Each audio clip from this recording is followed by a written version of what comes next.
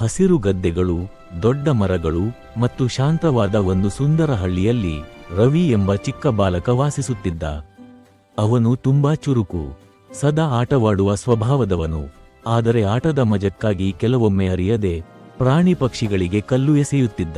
ಒಂದು ದಿನ ದೊಡ್ಡ ಮರದ ಮೇಲೆ ಕುಳಿತಿದ್ದ ಚಿಕ್ಕ ಹಕ್ಕಿ ಸಂತೋಷವಾಗಿ ಚಿಲಿಪಿಲಿ ಮಾಡುತ್ತಿರುವುದನ್ನು ನೋಡಿ ಇದು ಕೇವಲ ಆಟ ಎಂದುಕೊಂಡು ರವಿ ಕಲ್ಲು ಎಸೆದ.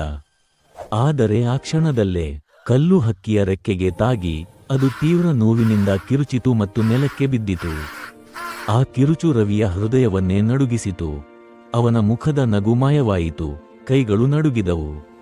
ಓಡಿ ಹೋಗಿ ಹಕ್ಕಿಯನ್ನು ಕೈಯಲ್ಲಿ ಹಿಡಿದಾಗ ಅದರ ಕಣ್ಣುಗಳಲ್ಲಿ ಭಯ, ನೋವು ಮತ್ತು ಸಹಾಯ ಕೇಳುವ ಮೌನ ಬೇಡಿಕೆ ಸ್ಪಷ್ಟವಾಗಿ ಕಾಣಿಸಿತು. ಅದೇ ಸಮಯದಲ್ಲಿ ಅಲ್ಲಿಗೆ ಒಬ್ಬ ಅಜ್ಜ ಬಂದರು.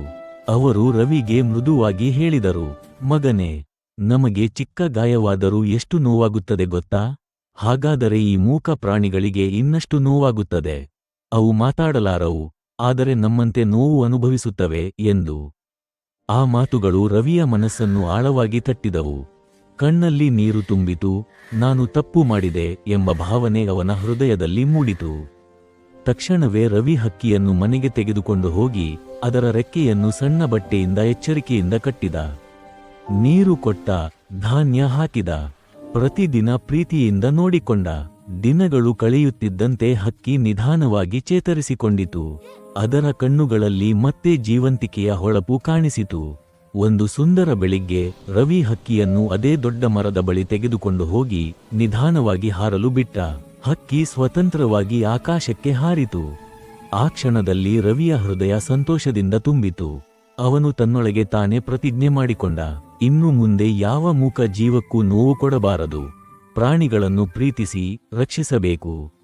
ಈ ಕಥೆಯಿಂದ ನಾವು ತಿಳಿಯಬಹುದೇನೆಂದರೆ, ಮೂಕ ಪ್ರಾಣಿಗಳು ಮಾತಾಡಲಾರವು, ಆದರೆ ನೋವು ಅನುಭವಿಸುತ್ತವೆ. ಅವು ಕೂಡ ನಮ್ಮಂತೆಯೇ ಜೀವವುಳ್ಳವು. ಆದ್ದರಿಂದ ಅವುಗಳನ್ನು ನೋಯಿಸದೆ ಪ್ರೀತಿಯಿಂದ ನೋಡಿಕೊಳ್ಳಿ. ಇಂತಹ ಇನ್ನಷ್ಟು ಕಥೆಗಳು ಬೇಕಿದ್ದಲ್ಲಿ ಚಾನಲ್ಗೆ ಸಬ್ಸ್ಕ್ರೈಬ್ ಮಾಡಿ. ಮುಂದಿನ ಕಥೆಯೊಂದಿಗೆ ಮತ್ತೆ ಭೇಟಿಯಾಗೋಣ. ಧನ್ಯವಾದಗಳು.